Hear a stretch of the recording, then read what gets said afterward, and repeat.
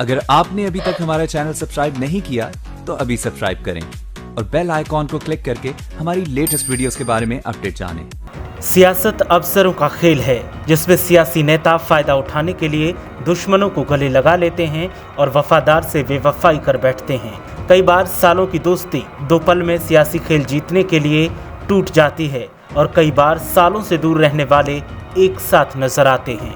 उत्तर प्रदेश की सियासत अवसरवाद का सबसे बड़ा उदाहरण रही है और सबसे ज़्यादा अवसरवाद का फ़ायदा अगर किसी ने उत्तर प्रदेश में उठाया है तो वो है बीएसपी प्रमुख मायावती, जिन्होंने उन्हीं लोगों को ठगा जिनसे उन्होंने फ़ायदा उठाया। सत्ता की चाह में मायावती ने कभी सपा से दुश्मनी की तो कभी बीजेपी से पंगा लिया और हर बार नए नए समीकरण गढ़ती रहीं।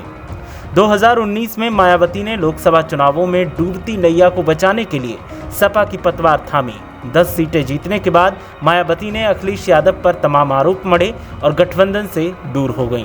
अब मायावती के एक बार फिर बदले बदले तेवर देखने को मिल रहे हैं और कभी कांग्रेस का साथी होने का दावा करने वाली मायावती इन दिनों कांग्रेस पर तंज कसती दिख रही हैं और जिस बीजेपी पर दलित विरोधी सियासत का आरोप लगाती थीं उसके लिए नरम दिखाई दे रही हैं।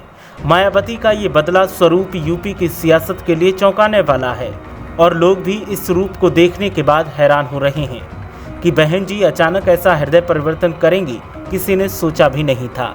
दरअसल यूपी में प्रवासी मजदूरों की दयनीय हालत पर कांग्रेस और बीजेपी में सियासी बिसात बिछी है और इसे जीतने के लिए हर जतन अपनाया जा रहा है। इस बीच मायावती जिस तरह से पलटवार कर रही हैं वो चौंकाने वाला है। दरअसल यूपी में शुरू हुई बसों की सियासत पर मायावती के बयानों को देखा जाए तो आप भी हैरान हो जाएंगे ये देखकर कि मायावती इन दिनों यूपी में योगी राग लाप रही हैं।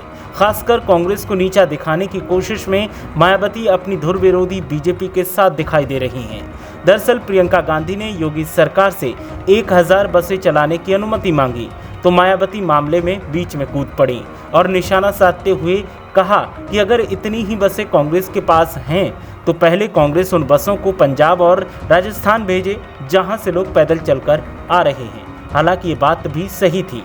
वहीं योगी सरकार की तरफ से तवज्जो न मिलने पर प्रियंका गांधी ने फिर ट्वीट किया तो बीजेपी से पहले मायावती का बयान आया कि प्रियंका गांधी के पास अगर 1000 बसें हैं तो उन बसों को तुरंत यूपी में रवाना करना चाहिए क्योंकि यहाँ पर लोग फंसे हुए हैं और अपनों से मिलने के लिए बेकरार हैं। बात सिर्फ यहीं रुक जाती तो अच्छा था। इससे आगे तो मायावती और भी कई मुद्दों पर बोली और योगी सरकार के समर्थन में दिखी। प्रियंका गांधी पर तंज कसती दिखाई दी और योगी सरकार के कामकाज को उन्होंने सही भी ठहराने की कोशिश की।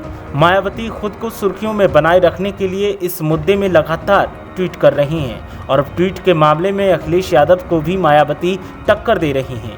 मायावती का ये बदला रंग रूप और तेवर अब नया क्या करने वाला है उत्तर प्रदेश की सियासत में, इस पहलू को जानने के लिए हर कोई बेकरार है और इसका जवाब जल्द ही मिल जाएगा क्योंकि मायावती किसी काम में देर नहीं करती।